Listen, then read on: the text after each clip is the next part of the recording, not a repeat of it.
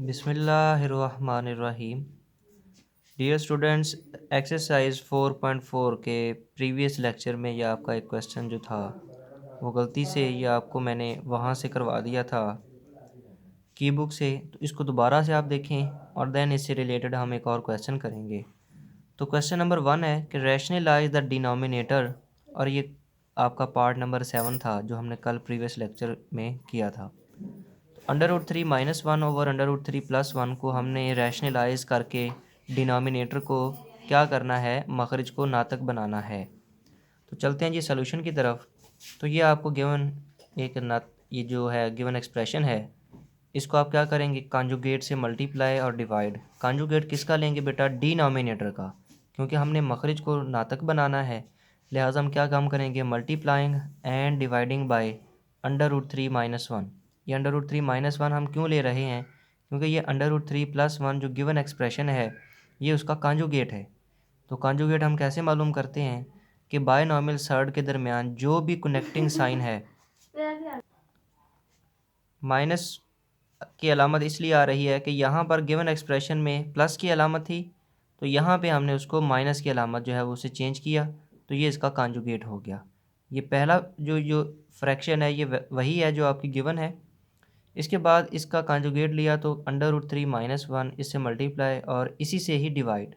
याद रहे बेटा कि जिस रकम से आप ज़रब दे रहे हैं उसी से ही आपने डिवाइड तकसीम करना है। ऐसा ना हो कि यहाँ पर तो आप ये प्लस की बजाय चलें यहाँ पे कॉन्जुगेट में माइनस कर दें और नीचे फिर प्लस कर दें, तो ये गलत होगा।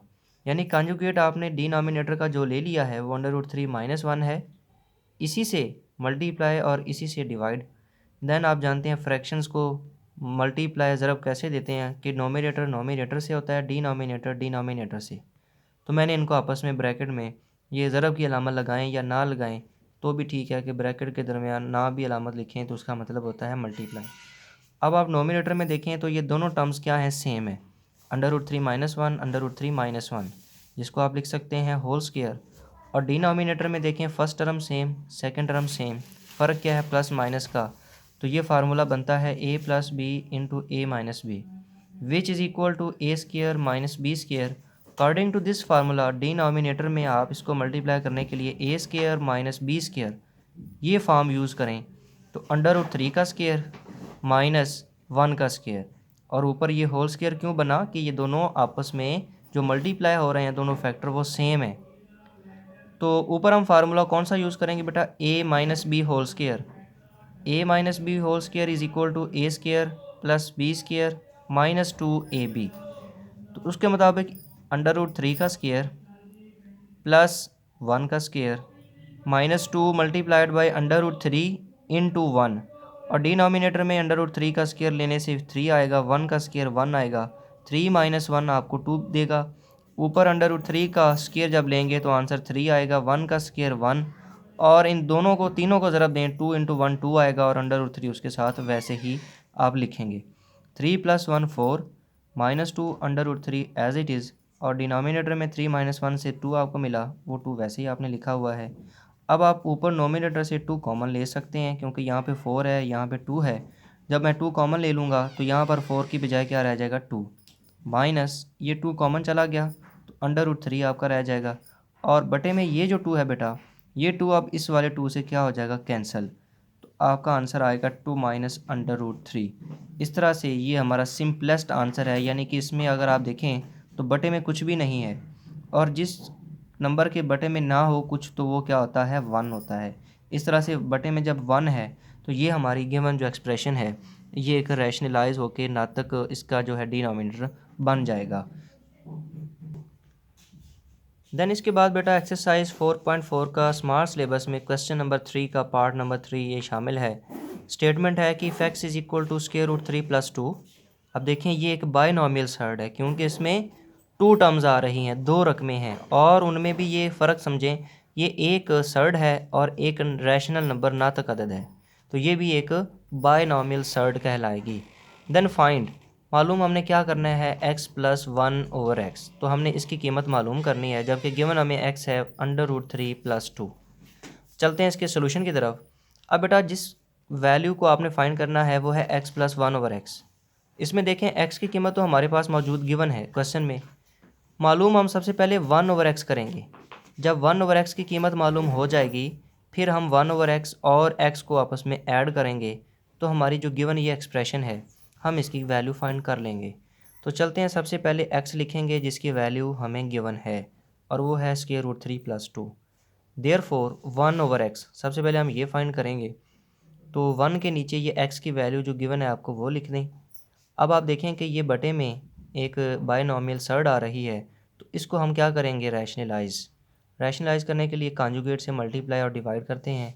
तो √3 + 2 का कांजुगेट क्या आएगा जी, बिल्कुल √3 - 2, क्योंकि इन दोनों के दरमियान में प्लस की अलामत है तो प्लस की बजाय हम माइनस लगाएंगे, तो ये इसका कांजुगेट बन गया। माइनस से ही मल्टीप्लाई और माइनस से ही डिवाइड।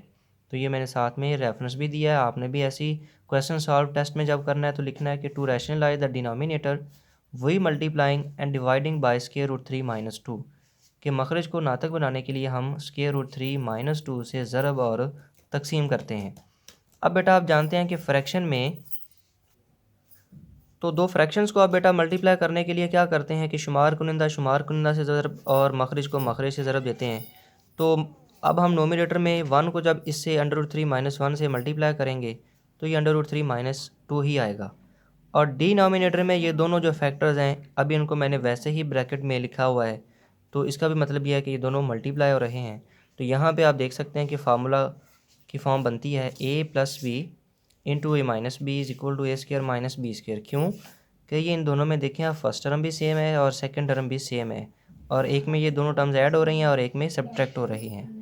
तो इसके मुताबिक हम इसको लिखेंगे √3 का स्क्वायर - 2 का स्क्वायर।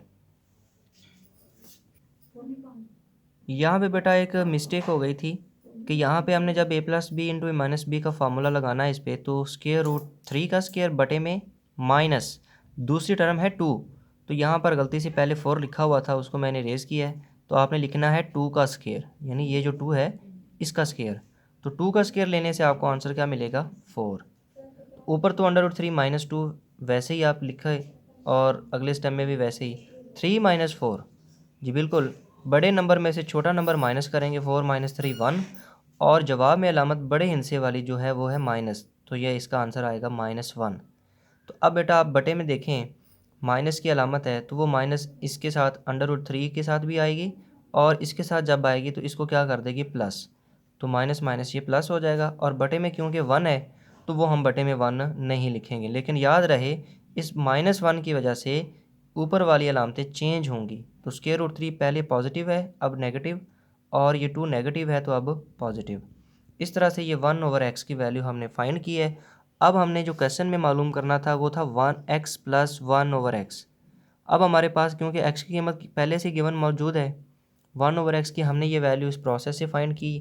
देन हम इसको सब्स्टिट्यूट करते हैं, तो आइए x + 1/x, पहले नाम x का है उसकी वैल्यू √3 + 2 लिखेंगे, ये प्लस की अलामत दरमियान में, वैसे ही 1/x की वैल्यू -√3 + 2 जो अभी हमने फाइंड की है इसको लिख दें।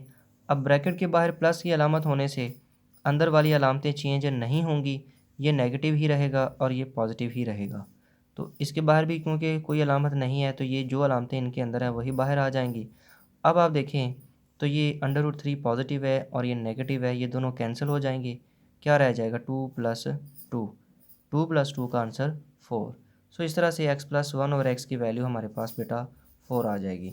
नोट दैट इस क्वेश्चन में हमें वैल्यू ऑफ x गिवन थी, फाइंड हमने इस एक्सप्रेशन की वैल्यू करनी थी जिसमें एक अभी टर्म अननोन थी 1/x। तो पहला काम हमने 1/x की वैल्यू फाइंड की रैशनलाइज करके, देन x और 1/x की वैल्यूज़ को ऐड किया, तो ये हमारा आंसर आ गया।